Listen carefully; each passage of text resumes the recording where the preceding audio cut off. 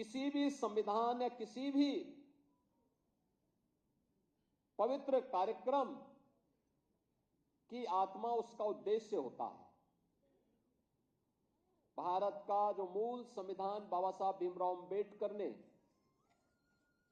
जिसे 26 नवंबर 1949 को जिस संविधान को अंगीकार किया था, याद करना, उस संविधान में दो शब्द नहीं थे, सेकुलर शब्द भी नहीं था और समाजवादी शब्द भी नहीं था, सोशलिस्ट शब्द भी नहीं था। कांग्रेस ने चोरी छिपे जब ये देश के नागरिक अधिकार निरस्त किए गए थे, इमरजेंसी थी,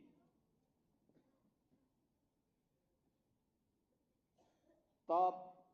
इन दो शब्दों को भारत के संविधान में डाल करके भारत के संविधान की आत्मा के गले को घोंटने का काम कांग्रेस ने किया था, कांग्रेस ने किया था। और इसीलिए जो लोग देश की जनता को गुमराह करते हैं, उन लोगों को बताए जाने की आवश्यकता है कि देश के प्रति इनकी भाव क्या है। इनका चेहरा लोकतांत्रिक दिखता है, लेकिन वास्तव में लोकतांत्रिक नहीं।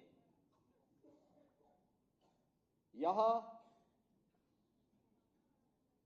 अपनी उस तानाशाही फांसीवादी मानसिकता के तहत काम करने वाले लोग हैं, और जब भी इनको अवसर मिलेगा, ये लोग इससे पहले 1976 रहा, 1975 रहा हो,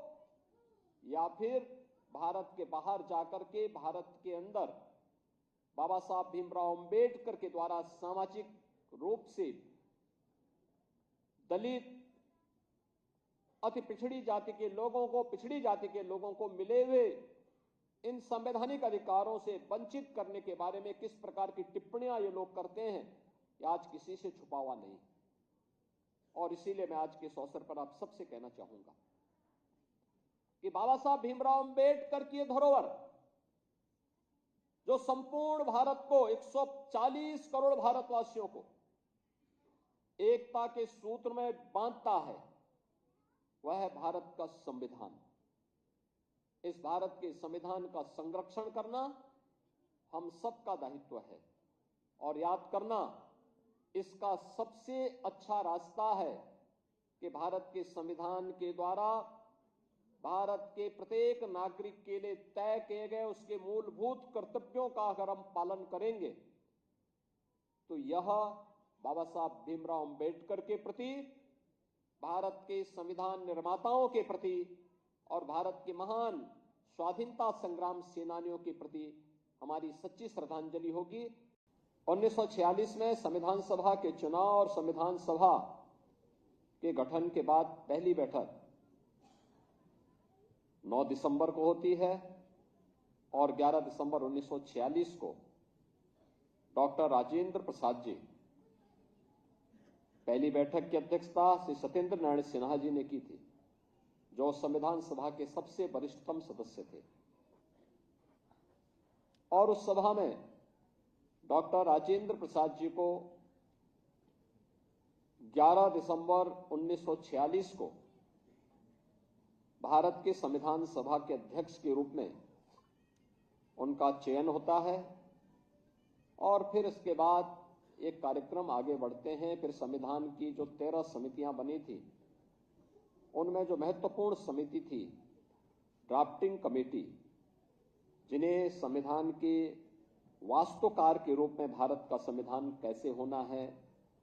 कितनी धाराएं होंगी, कितने अनुच्छेद होंगे, क्या क्या इसमें बंद और बंद होंगे, इन सभी बातों को समाहित करने की दिशा में जिस कमेटी को कार्य करना था, वह दायित्व दिया गया भारत माता के महान सपूत भारत रत्न डॉक्टर भीमराव अंबेडकर जी को, जिसे उन्होंने बखूबी निभाया। अनेक सत्र इस दौरान संविधान सभा के हुए, और भारत के संविधान के अलग अलग सत्रों के माध्यम से अलग अलग मुद्दों पर अलग अलग भारत की जनता के अनुरूप न्याय, समता और बंधुता के लक्ष्य को प्राप्त करने के लिए क्या कुछ हो सकता है, इसके लिए अनेक सत्रों के माध्यम से जो निचोड़ आया, कभी आप देखेंगे 10 वॉल्यूम में भारत के संविधान सभा में हुई विभिन्न बहसों पर कितनी सार्थक बहस है। आज भी वह हमारी विधायिका के लिए, हमारी न्यायपालिका के लिए और हमारी कार्यपालिका के लिए एक मार्गदर्शिका के रूप में वे डिबेट हम सबका मार्गदर्शन करते हैं।